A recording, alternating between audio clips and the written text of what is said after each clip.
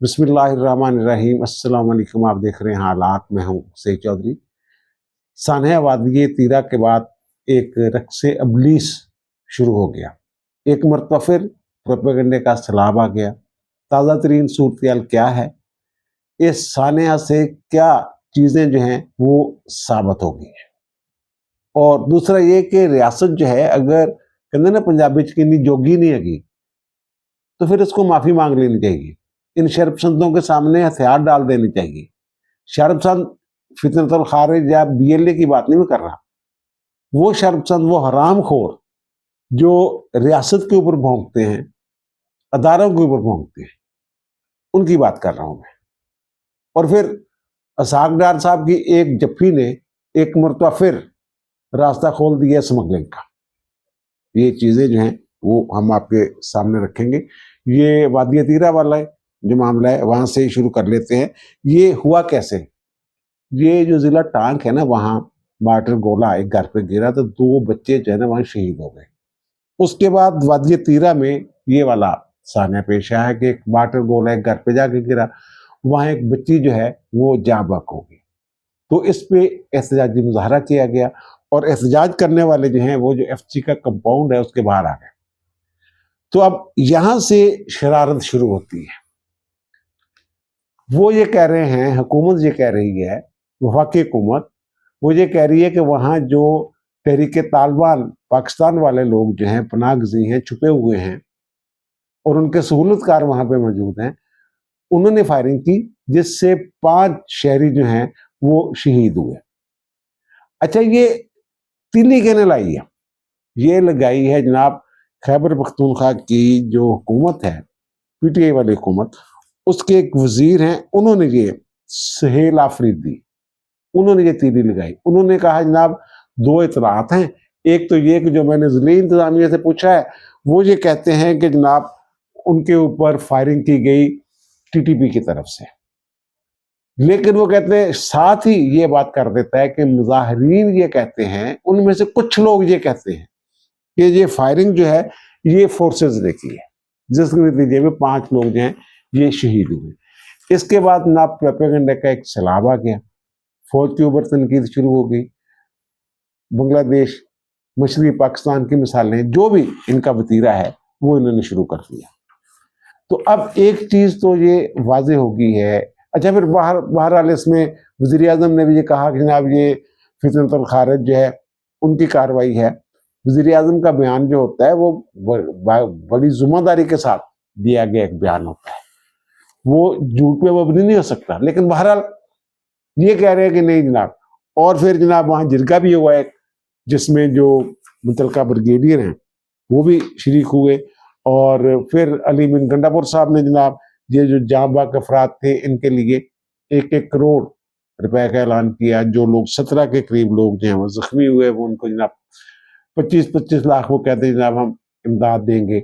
फिर उनका जो एफसी का हॉस्पिटल है वहाँ पे इलाज हो रहा है, ये सारी चीज़ें। लेकिन दूसरी तरफ जो प्रोपेगेंडा करने वाले हैं, उन्होंने सारा मुद्दा जो है झूठी तस्वीरें, पुरानी तस्वीरें लगा लगा के ना वो शो करने की कोशिश की कि जनाब ये जो है ये उन्हीं का काम है, फौज वालों का काम है। अब वहाँ अगर दहशतगर्द छुपे हुए हैं, उनके खिलाफ ऑपरेशन जारी है, तो ये पीटीआई उनकी मुकम्मल तौर पे सहूलतकार बनी हुई है। इमरान खान ने जो कहा था ना कि जनाब 35, 40, 45 हज़ार लोग हैं अफगानिस्तान, जब अमेरिका का इनकलाब हुआ उसके बाद हमने उनको वापस लाना है। और फिर फैज़ अमीर साहब चाय पीने भी गए थे वहाँ, गुट तालिबान ढूंढते फिर रहे थे। अली बिन गंडापुर साहब कह रहे हैं कि जनाब ये इन्होंने बसाए हैं। वो खुद ये कह के फरमा के चले गए होंगे कि 5-6 हज़ार मिलिटेंट हैं, तो वो कहाँ जाएंगे? अफगानिस्तान वाले तो रखने के लिए तैयार नहीं। भाई वो किसी माहदे के तहत अगर आपने रखना था उनको, तो उनको फिर दायरे में लाना था ना। इस पर मैं एक वीलाग कर चुका हूँ जिस दिन अली बिन गंडापुर ने ये बयान दिया था। तो दूसरी बात यह है कि वहाँ एक चीज़ ये साबित हो गई है कि वहाँ के लोग जो हैं वो अमन चाहते हैं, लेकिन सहूलतकार बनी हुई है पीटीआई की हुकूमत। अब यही देखें, पीटीआई वालों ने एक करारदाद मंजूर की है और उन्होंने कहा जनाब 245 जो है वो मनसूख की जाए। दूसरे लफ्जों में पीटीआई खैबर पख्तूनख्वा की जो तंजीमी कमेटी है वो ये कह रही है कि आइन के आर्टिकल 245 के तहत जो फौज तलब की गई है सिविलियंस की मदद के लिए, उस फौज को वापस भेजा जाए। फौज वापस जाएगी, क्या वहां की पुलिस जो है इन दहशतगर्दों का मुकाबला कर पाएगी? अगर फौज वापस चले जाती है, अभी तो फौज ने उस तरह ऑपरेशन शुरू भी नहीं किया, अगर फौज वापस चले जाती है, फौज होते हुए वहां ये सूरत हाल है हमने हमा की कि वहां उनकी पनाहगाह है। अगर फौज वापस चले जाती है, पुलिस तो पहले ही हथियार डाल के बैठी हुई है, इंतजाम आपके पास पूरा नहीं है, एंटी टेररिस्ट स्क्वाड आपके पास मौजूद नहीं है, तो कैसे काबू पाएंगे? इसका मतलब ये है कि आप सहूलतकारी कर रहे हैं उन लोगों की। अब यही देख लें कि वहां के लोग, जो मैं कह रहा हूं कि अमन चाहते हैं, वहां का जो कबीला है अफरीदी, जिससे शाद अफरीदी का भी तल्लक है, उसकी एक जैली शाख है कंबर खेल।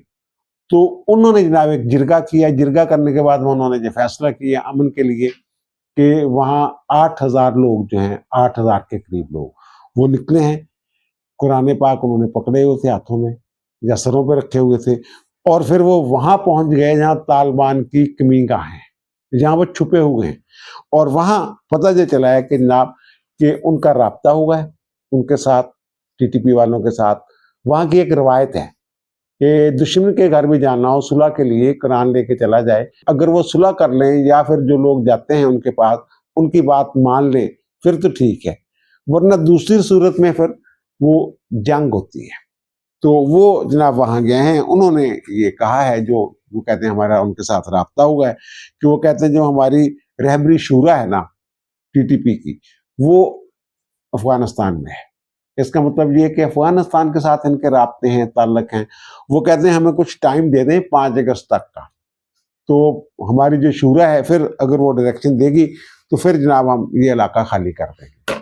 वो लोग ये मुतालबा लेके गए थे कि आप ये इलाका खाली कर दें। इससे ये बात तो साबित होती है कि वहाँ टीटीपी जो है वो छुपी हुई है। और जो सहूलतकारी की मैं बात कर रहा हूँ उस पर आगे जाके बात करते हैं, लेकिन इससे पहले ये भी देख लेना कि ये जो लोग इनकी मदद कौन कर रहे हैं, सहूलतकार कौन है? वही लोग हैं जो 5 अगस्त को इस मुल्क में अफरा तफरी फैलाना चाहते हैं। और फिर जो फौज ने स्मगलिंग रोकी हुई है, जो वो माफिया है स्मगलिंग वाला, उनका हाथ है। और वो लोग हैं, अल जजीरा की रिपोर्ट आपने देखी होगी कि अब तो इसराइल जो है वो भी बीच में कूद पड़ा हुआ है बीएलए की हिमायत में, और उधर से पैसे आ रहे हैं इंडिया से, और सहूलतकारी हो रही है इंडिया से, ट्रेनिंग हो रही है इंडिया में इन लोगों की। और ये किस बात के लिए जंग कर रहे हैं? अफगानिस्तान की हुकूमत जो है वो कह चुकी हुई है भाई ये जिहाद नहीं है जो आप कर रहे हैं, लेकिन इसके बावजूद ये इनके लोग, जो इनकी शूरा है वहां बैठी हुई है अफगानिस्तान में। ये यहाँ पे आके जनाब लूट मार का बाजार इन्होंने गर्म किया हुआ है, बता लेते हैं सबसे। और फिर जो डॉलर शालर हैं उनकी स्मगलिंग रुकी हुई थी। तो हमारे जो वजीर खारजा हैं वो पिछले दिनों काबुल गए थे, और काबुल जाने के बाद जनाब उन्होंने वहाँ के जो वजीर आजम है उसके जनाब जफियाँ जफियाँ डाली। और मुझे तो ये लग रहा है, बल्कि मुझे किसी ने बताया कि जनाब उसके बाद पाकिस्तान ने ज़रा नरमी की है, तो जनाब डॉलर की स्मगलिंग फिर शुरू हो गई। ये 2-3 दिन पहले डॉलर जो है वो 289 रुपए पे पहुंच गया था, रोजाना इजाफा होना शुरू हो गया था। वो तो जो मनी चेंजर्स की एसोसिएशन है वो जाके आई है, मिले हैं जनरल फैसल रशीद से, उन्होंने ये बताया है, इसका इजहार किया बरमला कि जनाब ये होने लग गया, तो इसको रोके स्मगलिंग को। एक मरतबा फिर जो है ये सख्ती की गई, तो तब जाके जो डॉलर है वो 2-3-4 रुपए नीचे आया है। एक जप्पी जो है, ये लोग जो है ना, ये जिनके साथ ये मुज़ाकरात करना चाह रही है, वो कितनी दफा मुज़ाकरात की हैं? इमरान खान के दौर में तो जंगबंदी भी कर दी गई थी, 102 बंदे रिहा भी कर दिए गए थे, आप सबके इल्म है ना। तो ये लोग तो वादा खिलाफ है, हमेशा से वादा खिलाफी करते आ रहे हैं। जिस तरह के ये लोग हैं उसी तरह के बीएलए के लोग हैं। आप उनको कायल करने के लिए, अपनी तरफ मायल करने के लिए जो मर्जी कोशिशें कर लें, जब तक उनकी जो जहन साजी हो चुकी हुई है वो खत्म नहीं होगी, आप नए सिरे से उनकी जहन साजी नहीं करेंगे, ये मामला रुकने वाला नजर नहीं आ रहा। देखें, ये पंजाब यूनिवर्सिटी में जो उनको बलूचिस्तान के लोग हैं उनको दाखिले दिए जाते हैं, हमारे बलोच की बहन जहाँ पे पढ़ती है। और माजी में जो लोग यहाँ से तालीम हासिल करके गए हैं पंजाब यूनिवर्सिटी से, तो वो कहाँ है अब? वो एक खातून होती थी यहाँ नाइला कादरी, वो इंडिया में बैठ के जनाब BLA की तहरीक चला रही है। इसी तरह एक और साहब जो पिछले दिनों मारा गया है BLA के साथ, तो वो पंजाब यूनिवर्सिटी का पढ़ा हुआ था। और अब मैं देख रहा था कि पिछले दिनों ने एक ऑपरेशन किया था बड़ा लंबा चौड़ा पंजाब यूनिवर्सिटी वालों ने, और यहाँ हॉस्टल्स में जो गैर कानूनी तौर पे लोग ठहरे हुए थे वो खाली करवाए थे इन्होंने कमरे। 678 के करीब जो है ना वो रहायश जो है वो गुंजाइश निकाली गई थी। अब वो जो कमरे दिए गए हैं उसमें जो बलूचिस्तान से आए हुए स्टूडेंट्स हैं वो हैं 281, और खैबर पख्तूनख्वा के 192, गिलगित बल्तिस्तान 165, सिंध से 116 और कश्मीर से 36 लोग जहाँ जो आए हुए हैं उनको जनाब वो कमरे अलाट कर दिए गए हैं। ये पंजाब यूनिवर्सिटी कह रही है, मैं नहीं कह रहा, पंजाब यूनिवर्सिटी के दादा-शुमार में बता रहा हूँ। अगर आप उनको यहाँ खुल खेलने का मौका भी दे रहे हैं, तंजीमें बनाने का मौका भी दे रहे हैं, वो लड़ाई झगड़े भी कर रहे हैं, फिर भी आप नरमी कर रहे हैं उनके साथ, तो फिर आप कैसे तवक्को रखेंगे कि जनाब वो सिर्फ इसलिए कि जनाब आप उनको यहाँ तालीम की सहूलतें दे रहे हैं, उनका खर्चा बर्दाश्त कर रहे हैं, तो वो आपके साथ आके जनाब मिल जाएंगे या आपके हामी हो जाएंगे। वो वहीं पे खड़े हुए हैं। मैं ये नहीं कहता कि ये नहीं होना चाहिए, लेकिन इनके साथ जो है उनके जो दिमाग में बात बिठा दी गई है। अभी आपने देखा नहीं वहां जो इस्लामाबाद में बैठे हुए जनाब धरना दे के नकाब पोस्ट जो है जनाब, अगर उनकी तस्वीर बनाने जाता है जनाब तस्वीरें नहीं बनाने देती वो ईमान मुजारी जो है। 13 साल की एक बच्ची कह रही है रियासत का मतलब दहशतगर्दी होता है, ये सिखा के लाए हैं। वो कहते हैं मेरा कोई लापता नहीं है, वो बच्ची कह रही है, लेकिन मैं जनाब इसलिए आई हूँ कि जनाब रियासत दहशतगर्द है। कौन लेके आया उसको? ये रियासत जो है अगर इसी तरह की नरमी करनी है ना रियासत ने, तो फिर माफी मांग ले। मैं तो ये कहता हूं। अब ये जो 5 अगस्त वाली बात है, जनाब 5 अगस्त को जनाब जो है नुक्ता रूज होगा। 5 अगस्त एक और भी है, आपको याद है 5 अगस्त 2019 क्या हुआ था? कश्मीर की जो खसूसी हैसियत थी वो खत्म कर दी उन्होंने, और वो जो 370 वहां का आर्टिकल है इनका वो उन्होंने मनसूख कर दिए, और कश्मीर को 2 हिस्सों में तकसीम कर दिया। जम्मू की रियासत अलग कर दी है, कश्मीर और लद्दाख वगैरह का इलाका एक अलग रियासत के तौर पे वो उन्होंने कर दिया हुआ है। तो ये अगर 5 अगस्त इन्होंने चुना, ये हुस्न इत्तेफाक है या क्या है कि 5 अगस्त को जनाब इमरान खान कहते हैं उस दिन गिरफ्तार हुआ तो जनाब आप लोगों ने निकलना है, तहरीक चलानी है। लोग तो 5 अगस्त को यौम स्याह मनाने के लिए निकलते हैं कि कश्मीर जो है इसका जनाब उन्होंने खसूसी हैसियत थी वो खत्म कर दी। इमरान खान ने भी कहा जनाब एक दिन के लिए पता नहीं आधा घंटा पता नहीं कितने घंटा आपने धूप में खड़ा होना है, कुछ नहीं कर सका था वो, तब दोबारा मामला वो जिंदा हुआ है। तो ये फिर अगर इसकी तहरीक या इसकी आज़ादी की तहरीक, इमरान की आज़ादी की तहरीक वाली बात है, तो उस दिन फिर जो 5 अगस्त को जो कश्मीर की आज़ादी वाली बात है वो तो फिर पसमंजर में चला गया ना मामला। दूसरा ये कि इतने झूठे हैं ये लोग। हमाद अजहर साहब जिनके साथ इतनी रायत बरती गई कि वो वालिद साहब से मुलाकात भी उनकी करवाई गई, वो मफरूर भगौड़ा जो है मियां अजहर के साथ, फिर जनाजे में भी शरीक, अब वो तज़ियत के लिए भी आज़ाद छोड़ा है उसको। वो कोई बंदा भी आता है एतजाज हसन आता है प्रेस कॉन्फ्रेंस में साथ खड़ा हो जाता है, और सलमान अकरम राजा आता है सियासी गुफ्तगू होती है वो साथ खड़ा होता है।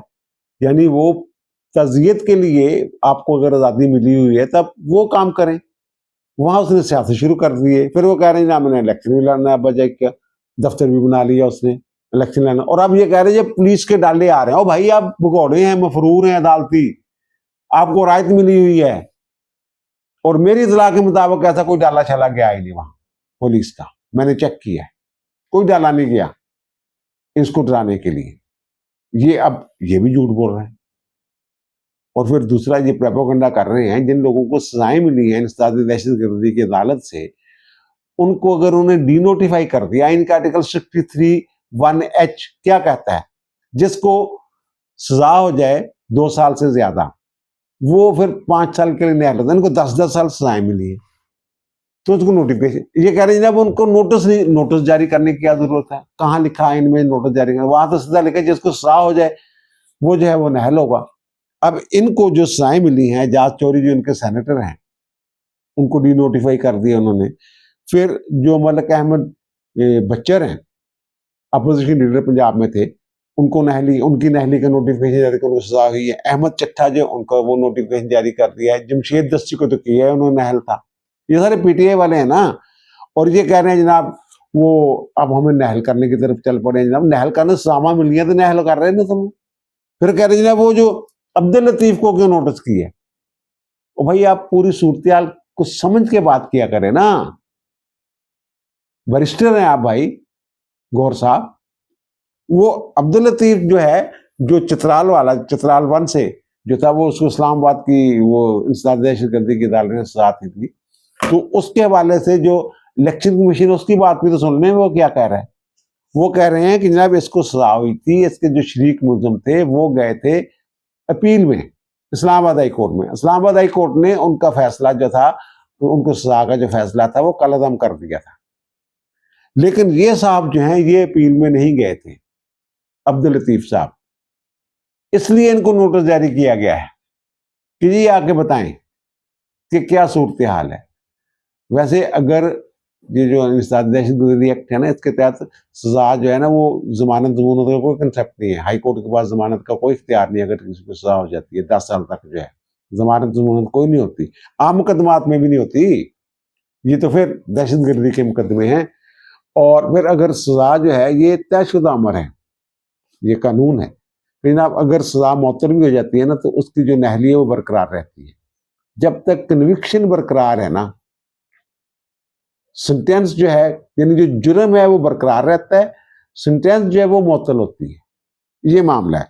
तो ये इस पे भी, और जो बदतमीजी का जो इनका म्यार है वो सेट कर गया हुआ बंदा कि ये जनाब पंजाब असम्बली में जो इनके नून लीग के एक साहब हैं हसन रियाज, तो वो जनाब कोई इमरान खान पे तनकीद कर रहे थे, तो जैसे वो करते हैं, जैसे बुरे अल्फाज इस्तेमाल करते हैं। अगर स्पीकर या डिप्टी स्पीकर जो हेड कर रहा था अजलास को, सदारत कर रहा था, तो वो हज़फ करवा देता अगर आपको इतराज था।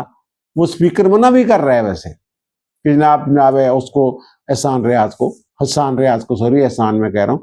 और जो उनके एक इनके खालन साहब डोगर साहब हैं, वो गए हैं जनाब, उसको जनाब थप्पड़ जड़ दिया, उसने मुक्का जड़ दिया, बाद में और लड़ाई होती रही। ये बहरहाल ये इस लड़ाई मुक्के थप्पड़ ये कहाँ से सीखा इन्होंने। और खालिद साहब डोगर साहब की वो उन्होंने 15 अजलासों के लिए वो जनाब उनको मुअत्तल कर दिया। और इनके जो कायम मुकाम इस वक्त अपोजिशन लीडर हैं, उन्होंने भी बादशाह की, उनको भी उन्होंने इसी तरह कर रवैया इख्तियार किया, तो उनको भी उन्होंने वो कर दिया है, क्या कहते हैं उसको, मुअत्तल कर दिया 15 सेशंस के लिए, 15 उसके लिए अजलासों के लिए। तो दूसरा जो मैं कह रहा हूँ कि ये जनाब इनकी जो सांसों का सिलसिला है वो तो 4 अगस्त तक मेरे ख्याल लाहौर से आ जाने हैं कुछ और फैसले, और फिर फैसलाबाद में से भी 2 फैसले आने वाले हैं, मियांवाली वाला भी एक फैसला और आने वाला है सरगोदा की जो दहशतगर्दी की अदालत से है। 25 दिन के MPs हैं, उनके ऊपर नहल की तलवार हटी। उमर अयूब साहब के ऊपर अलग एक मामला है, इलेक्शन कमीशन में सासों वाला जो है। 11 MNAs हैं, 3 सेनेटर्स हैं, और इस तरह का मामला है कि जनाब ये जो है ये नहल हो सकते हैं। अब कानून के मुताबिक ही नहल हो रहे हैं ना, लेकिन ये जो है इन्होंने हर बात पे तनकीद करनी है। वो जो मैं कह रहा था ना, हुकूमत जो है उसको फिर माजरत कर लेनी चाहिए इनसे। ये माफी ना मांगे 9 मई वाले जो हैं, हुकूमत माफी मांग ले, जनाब आपने जुर्म किया, बड़ा अच्छा किया, बल्कि उनको सर्टिफिकेट देने चाहिए इनको, जिन्हें बहुत ही अच्छा किया आपने काम। ऐसी तैसी कर दी अदारों की, फौज के अंदर बगावत दिलवाने की कोशिश की। फैज अमीर साहब बड़ा अच्छा काम कर रहे थे, इमरान खान साहब बहुत अच्छा काम कर रहे थे। अब ये मैं आमतौर पे ये जो होते हैं ना ट्वीट श्वीट करने वाले, सोशल मीडिया वाले, या भी लाकर, आपने देखा होगा मैं ज़्यादातर इग्नोर करता हूँ। आप लोग कमेंट में कह भी देते उसने ये किया, उसने वो किया, सिर्फ उस पर मैंने किया था आफ्ताब इकबाल पे, या उन लोगों पे किया था जो पाक भारत जंग के दौरान जो है वो पाकिस्तान के खिलाफ भारतीय बयानिए को जो प्रमोट कर रहे थे, उनके खिलाफ मैंने जरूर बात की थी। अब तो यार ये मैं हैरान हूं कि एक बंदा जो जमान पार्क में जब ये फौज के ऊपर हमलावर हुए थे, पेट्रोल बम फेंके जा रहे थे, वो बंदा उनको हिदायत दे रहा है, लेकिन उसको ना किसी ने पकड़ा है, ना उसका कोई मुकदमा बनाया है। अब वो बंदा हर रोज बैठ के अदलिया पे तनकीद करता है, इनको मशवरे देता है कि जब ये कर लें, यहां से काम शुरू करें, ये करें, ट्वीट करता है बकायदा। और याहिया अफरीदी साहब जो हैं चीफ जस्टिस पाकिस्तान, याहिया खान अफरीदी, उनको जनाब वो याहिया खान लिखता है, वही वो लहजा इख्तियार करता है जो इमरान खान इस्तेमाल करता है। आसम मुनीर साहब कहते हैं ये याहिया खान है, उसी तरह ये फौज को बदनाम कर रहा है या खराब कर रहा है, ये याहिया खान लिखता है। और ये ट्वीट इसका हम दिखा रहे हैं कि 9 मई के केसेस किसी आज़ाद और हलफ से वफा करने वाले जज की बजाय अपने सामने लगा लिए याहिया अफरीदी साहब ने। जस्टिस शहबाज रिजवी और chief justice Lahore high court ने जिस तरह का खेल इन केसेस में खेला, अगर ये केसेस किसी आज़ाद जज के सामने लग जाए तो वो ऐसे पोस्टमार्टम करें कि साबित हो जाए कि कौन कौन से चाबी वाले खिलौने या खिलौनी ने क्या खेल खेला।